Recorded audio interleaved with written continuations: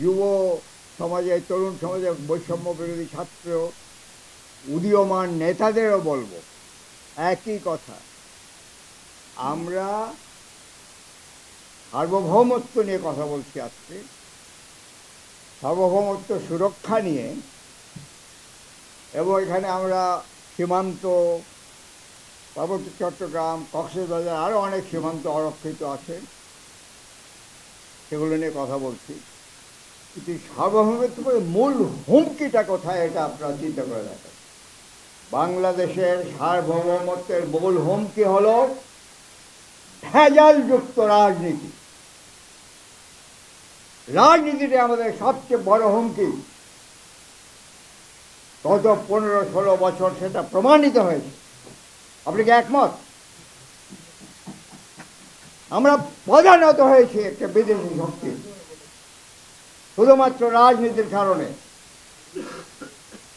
এবং আমার স্পষ্ট বক্তব্য হলো, যতদিন পর্যন্ত আমরা এই রাজনীতিকে শুদ্ধ করতে পারবো না, যতদিন পর্যন্ত আমরা সত্যিকার গণতন্ত্র প্রতিষ্ঠা করতে পারবো না, ততদিন পর্যন্ত আমাদের সার্বভৌমত্ব, আমাদের স্বাধীনতা, আমাদের সংস্কৃতি, আমাদের অর্থনীতি, আমাদের কূটনীতি সবই কিন্তু হুমকির মধ্যে থাকবে।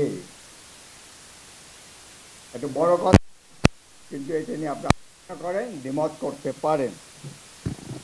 এই রাজনীতি ঠিক করতে গেলে কি করতে হবে? সবই তো দেখেন, আজকাল অন্তর্বর্তী সরকার আলোচনা করছে, বিভিন্ন দল আলোচনা করছে, আমাদের তরুণ ছাত্র সমাজ ঘনিষ্ঠভাবে যুক্ত হয়েছে গণ অভ্যুত্থানের একটা বড় ঐতিহাসিক বিজয়ের মাধ্যমে। আমি এই জন্য তাদের সবাইকে সাধুবাদ জানাই। কিন্তু কারণ একবার যেটা বলে গেছে, একটা বিপ্লব হয়েছে, কিন্তু এটা অর্ধ বিপ্লব, আরও অনেকে হয়তো আপনারা বলেছেন। এখন আমরা যদি রাজনীতিকে ঠিক করতে চাই, তাহলে কি করতে হবে সেটা 2-4টা কথা বলি। বলেন দেখি প্রশ্ন।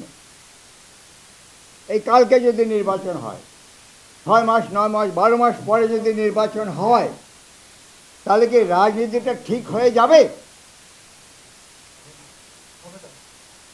কি বলে, মাত্র 2 দিন বলতে হবে না।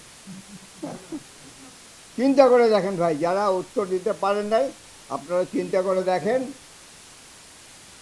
আমাদের ছাত্ররাই তো বলছে, এক স্বৈরাচারকে হটানোর জন্য আমরা জীবন দেই নাই, আর এক স্বৈরাচারকে বসানোর জন্য। 53 বছর ধরে আমাদের নির্বাচনের পরে নির্বাচন হচ্ছে, ভালো মন্দ সবই হয়েছে, কিন্তু আমরা কি জাতীয় সার্বভৌমত্ব সুরক্ষা করতে পেরেছি? আজকে যেভাবে মিথ্যাচার চলছে, এটা বলবো কূটনৈতিক আগ্রাসন, এটা বলবো সংবাদ মাধ্যমে আগ্রাসন, একেবারে অহরহ চলছে ভারতীয় টিভি চ্যানেলগুলোতে, পত্র পত্রিকাগুলোতে। যত